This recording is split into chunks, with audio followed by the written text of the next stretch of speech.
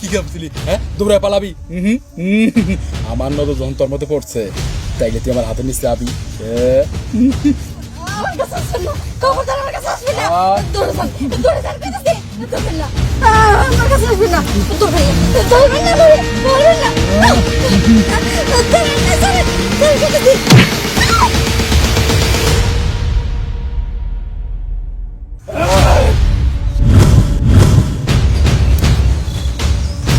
জানোয়ার, দিনে দুপুরে মেয়েদের সাথে নষ্টামি। ঠিক আছে, দেখুন, আপনি এখন বিপদ মুক্ত, আপনি এখন যেতে পারেন।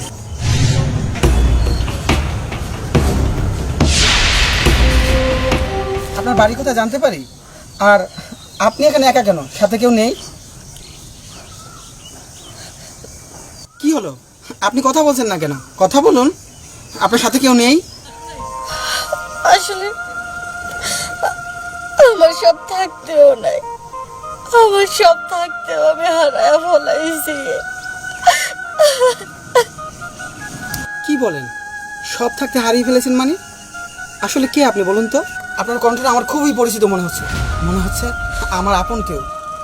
না, আমি আপনার আপন কেউ না, আমার আপন বলতে কেউ নাই, কেউ নাই।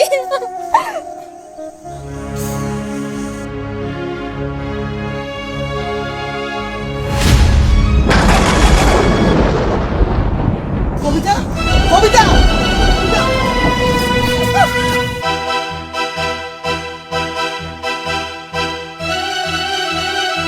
কবিতা, তুমি এখানে কেন?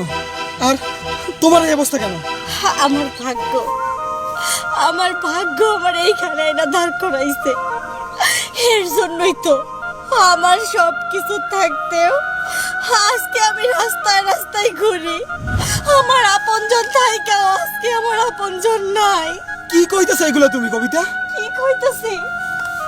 আমি যা কইতাছি একদম ঠিক কথা কইতাছি।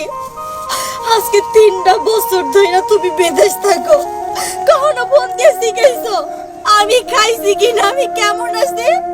কোনোদিন আমার জিজ্ঞেস করো নাই, কোনোদিন জিজ্ঞেস করার প্রয়োজন মনে করো নাই। এসব তুমি কি বলছো? আমি তো রীতিমতো টাকা পাঠাচ্ছি তোমার কাছে। টাকা, টাকার কথা বলতেছো? যে বাড়িতে কিনা আমি পরার মতো একটা নতুন কাপড় পাই না, ঠিক মতো খাইতে পারি না, সেই বাড়িতে আমার কাছে টাকা?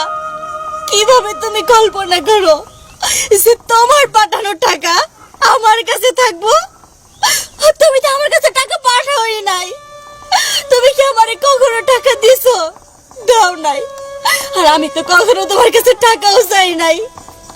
তুমি তো আমার সাথে যোগাযোগই করো নাই, কখনো জানতেই চাও নাই যে আমি আমি কি চাই, আমি কি সুখে আছি, কখনো তুমি জানতে চাও নাই।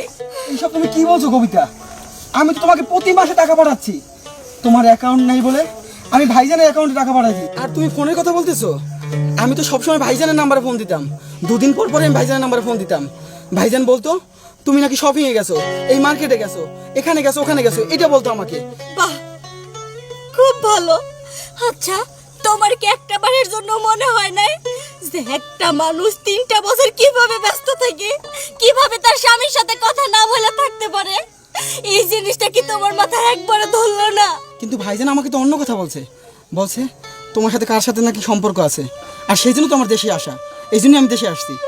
বাহ, খুব ভালো। তোমার ভাইজান বলছে আর তুমি তার কথা বিশ্বাস করলা? তাহলে তাহলে সত্যি কথাটা শোনো। আপা, 1000 টাকা রাখো তুমি, তুমি যেন কষ্ট করে চলাফেরা করো। টাকা তোমার জন্য 1000 টাকা দিতে। ঠিক আছে ভাই, শোন, আব্বার একটু দেখে শুনে রাখি, অসুস্থ মানুষ কখন কি হয়ে যায় আমিও তো আর যাইতে পারতাছি না। যদি যাইতে পারতাম তাহলে আব্বার একটু দেখে শুনে রাখতে পারতাম। হ্যাঁ আপা, তুমি ভালো থাকছো। ঠিক আছে, আর তুই সাবধানে যাইস। আচ্ছা। হাইরে কপাল, ভাইরার একটু বইতে কমো, সে ভাগ্য আমার নাই। বাবা, কি সুন্দর সিনেমা দেখলাম বিনা টিকেটে। এরকম কি মাঝে সাথে যাওয়া হয় নাকি? কতক্ষণ ধরে সময় লাগে? ভাবি এইসব আপনারা কি কইতেছেন? ওইটা আমার ভাই, আপন চাস্তো ভাই। আপনারা তারে নিয়ে এরকম অপবাদ দিতেছেন। এই কত দিছে দেখি, এই দেখো তো। হারাও, এত ব্যস্ত হইছো কেন? স্বাস্থ্য ভাই বলে কথা, স্বাস্থ্য ভাইয়ের লোকে দেখা করলে তো আর মানুষ সন্দেহ করবো না, মানুষ ভালো চোখে দেখবো, তাই না? ভাবি আপনি কিন্তু আমার অপবাদ দিতেছেন, কাজটা কিন্তু মোটেও ঠিক করতেছেন না। আপনি আমার এমনি থাকুন, আমি সবকিছু মাইনা নেই, কিন্তু আমার ভাইরে নিয়ে আমার কোনো অপবাদ দিবেন না। সতী সাবিত্রী নারী, তারে কইলে নাকি তোর মান সম্মানের লাগে। আরে ভাই, তোর কি মান সম্মান আছে? মান সম্মান থাকলে তো তোর মান সম্মান যাইবো, তোর তো মান ইজ্জতই নাই গে। তুই রাইতের অন্ধকারে তোর চাচা তো ভাইয়ের লগে দেখা করো, আবার তোর মান ইজ্জত। আরে আজকে তুমি ভাই আই সাবিত্রী, এই শোন, তুই যদি একটা সত্যিকারী আছি না, রাইতের অন্ধকারে চাচা তো ভাই বললে পরিচয় দিয়ে তার লগে দেখা করতে দিবি না। তুই এখন এই মুহূর্তে আমার বাড়ির থেকে বাইরে যা, আর নাইলে যে তোরে কি করবো এটা আমি নিজেও জানি না। তুমি কর না কে তোমার ভাই মোরে বাড়িতে বাইরে আমি তোমার একটা কথা কই, আরে এমনি বাইতে পারছো না, ও চুনকালি মাইরা চুল কাইটা পরে বাইতে পার করবা, বুঝছো? খালি মাথা লাগবে না, আমার বউ চুলও কারণ লাগবে না। তাই রাস্তা রাস্তা যখন ঘুরবো না, এমনিতেই মানুষ হবে এই গালের ভিতরে চুল কালি মাখাইবো, চুল কাইটা দিব, কত কিছু করবো। বাইরে বাইরে আমার বাড়িতে বাইরে যা।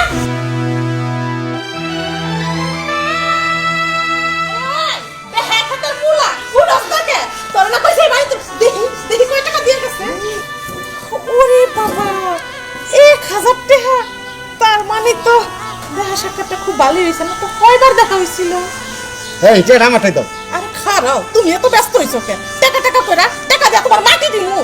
আসো তোরেও কই, ভদ্র ভাবে কই, যা রাস্তায় যাই এরকম দেখা সাক্ষাৎ দিলে এরকম কত হাজার হাজার টাকা পাবি, কোনো সমস্যা নেই। আর এটা আমি রাখলাম, আমার হাত খরচটা চলবে।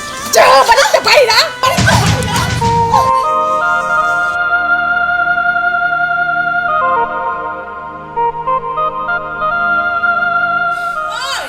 তুই এখানে বুয়া ফেটকাল দিলি কাল দিস না, যাস না কা বাইরা, বাড়িতে বাইরা। হ্যাঁ সুস্থ মানে বের করো। ও সত্যি জানি কোন জায়গা দাঁড়া দাঁড়া কান্দস, তোর কি লজ্জা শরম নাই গা? হ্যাঁ এই নাক কাটতে দাও, অনেক দরকার। বাইরা বাড়িতে বাইরা, এই চলো ঘরে চলো। ভাইয়া ভাবি তোমরা কিন্তু কাজটা ভালো করলা না। চুপ!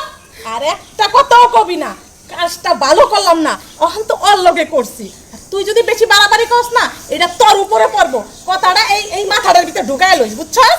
এই ও ভালো মন্দ কি বুঝে, আর ভালো করে বুঝাও। এটা তোমার বইনের এই জিগাও, ও ভালো মন্দের কি বুঝে? এই যা বল যা, এই বল যা কইছি। যা যা আমার পিছন দিকে তাকা, যা করে। কত বড় মুখে মুখে তর্ক করে। এই শুনো, তোমার ভাই যে মাসে মাসে টাকাগুলি পাঠায়, সব তোমার অ্যাকাউন্টে রাখছো না? তুমি জানো না সব টাকা তো আমার অ্যাকাউন্টে। হ্যাঁ, তুমি তো অনেক বুদ্ধিমান। এখন আমরা দুইজনে মিললাম, খামু, শপিং করবো, মাঝে মাঝে রেস্টুরেন্টে যাই খামু, রান্না বাড়া ঝামেলা আর কে যায়? চলো ঘরে যাই। শুনলো তো সবই, আমার মিথ্যা একটা অপবাদ দিয়া ওই বাড়ি থেকে ঘাট ধাক্কা দিয়ে বের করে দিছে। আমার বাবার বাড়িতে আমার ঠাঁই হয় না। আমার বাবা আমার অবিশ্বাস করছে। আমার বাবাও আমি নাকি নষ্ট মেয়ে, ওই বাড়িতে আমি থাকতে পারি নাই। আমার বাবারও আমি বিশ্বাস করাইতে পারি না। আমি জানি তুমি আমার কথা বিশ্বাস করবে না। কবিতা, আমি তোমাকে ভালোবেসে বিয়ে করেছি, তোমার প্রতি আমার যথেষ্ট বিশ্বাস আছে। যখন ভাইজান আমাকে বলছিল, তখন আমি বুঝতে পেরেছি এটার মধ্যে কোনো মিথ্যা আছে, আর সেটা প্রমাণ করার জন্যই আমি দেশে আসছি। চলো কবিতা, আমি বাড়ি যাব, আর আমার ভাইজানের কাছ থেকে আমি টাকার পাই পাই হিসাব নেব, আর তোমাকে মিথ্যা অপবাদ দেওয়ার জবাব চাইব। চলো।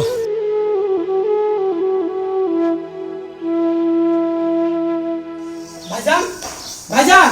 কে? আরে ভাই তুই হঠাৎ করে এলি? হ্যাঁ, হঠাৎ করে আসছি। কবিতা কই? আরে কবিতা তো আসবে, তুই বল আগে, তুই কেমন আছো? আমি ভালো আছি, কবিতা কই? খোঁজ খবর নাই তো চলে আসবে। আরে তুমি বলো আগে, কবিতা কই? এত উত্তেজিত হইতাছো কা? কবিতা কই, কবিতা কই? তোমার আদরের বউ আরেকবার আদরে পলায় গেছে গা। তো পাগল হওয়ার কিছু না। তোমার ভাই এই কথা কেমনে কইবো? এত শরমই পাছে না। ভাবি, সত্য করে বলো, কবিতা কই? কে আমার তো বিশ্বাস হইতেছে না। আমি তো সত্যি করে কইতেছি, আমি কি মিছা করে কইতাছি যে তোমার বউ আরেকবার লাই ভাই গেছে গা?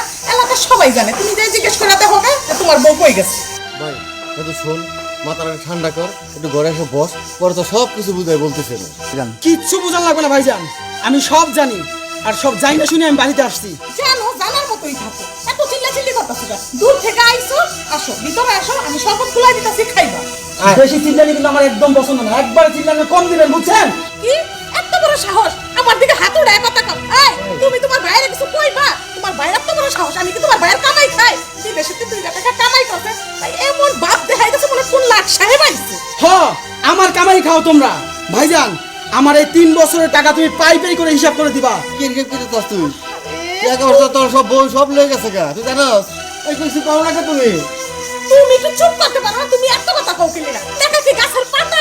জমি দিব আর টাকা দিব, টাকা যে লয় আর বউ আরেকবার লয় ভাই জায়গা সাকাই ডাকে জানে না? চুপ করেন ভাবি, কবিতা নিয়ে আর একটা বাজে কথা বলবেন না। আমার কবিতা আমার কাছে আছে। কবিতা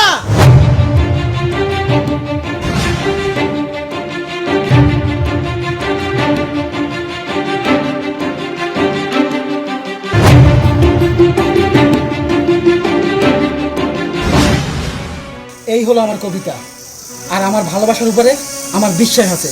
আমি জানি আমার ভালোবাসা আমার সাথে বেইমানি করতে পারে না। ভাইয়া আসলে এগুলা সব বড় ভাবে কাশার দিস, বুঝছো? ওনার একটা ছোট বোন আছে না, ওই ছোট বোনের সাথে তোমার সাথে বিয়ে করাইতে চায়, এই কারণেই এরকম শত্রুতামি কইরা ভাবিরে বের করতে বাড়ি থেকে। বাবা বাবা অমনি বাইসের ভাইয়ের কাছে বই লাগাছে না, বিদেশ থেকে তোমার লাগা কত কিছু নিয়ে আইছে, তাই তোমারে দিব। কি গো তুমি কিছু কও না কে? ভাবি, আর একটা কথা বলবেন না। আজকের পর থেকে আমরা আর এই বাড়িতে থাকবো না।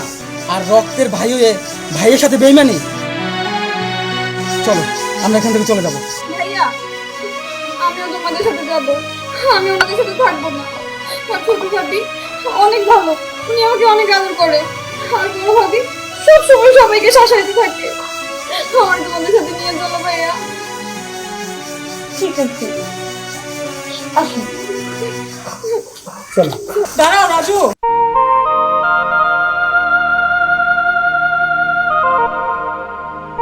বাইরে তুই ঠিকই কইছ, আমি রক্তের সাথে বেমানি করছি। ভাই আমার তুই মাফ করে দিস। হও ভাই, তোমার ভাইয়ের কোনো দোষ না, সব দোষ আমার। আসলে আমি বেশি লোভ করতে যাইয়া আজকে এই দশা, কিন্তু তোমার টাকা সব নষ্ট করি নেই ভাই। আমরা কিছু জমি রাখছি, এই জমিটা তোমার নামে কবিতা ফামে লেখা দেবো ভাই, তুমি কোনো চিন্তা করো না। তুমি তো আমার সন্তানের মতো, তুমি আমার ছেড়ে যাও না ভাই, এই বাড়িতেই থাকো। কবিতা বোন, আমার ভুল হয়ে গেছে বোন, আসলে তোমার তো কোনো দোষ নেই, এটা সব দোষ তো আমার, তুমি আমার মাফ করে দাও বোন। না না ভাবি, আপনি এসব কি কইতাছেন? হ্যাঁ, আপনি আমার বড় ভাবি, মায়ের সমতুল্য। আপনি আমার কাছে ক্ষমা চেয়ে আমারে ছোট করবেন না। আমি আমি কিচ্ছু মনে করি নাই, আমি এটা শাসন ভাইবা মাইনা নিছি। ওগো, তুমিও সব কিছু ভুইলা যাও। ভাই আর ভাবি মাপ তো চাইছেই, তুমি তাদের মাফ করে দাও। হ ভাই, আমার মাফ করে দিস। ছি ছি ভাইজান, এটা তুমি কি বলছো? বড় ভাই হলো বাপের সমতুল্য, তুমি ক্ষমা চেয়ে আমাকে পাপী বানাচ্ছ? আর ভাবি হলো মায়ের সমতুল্য। আসলে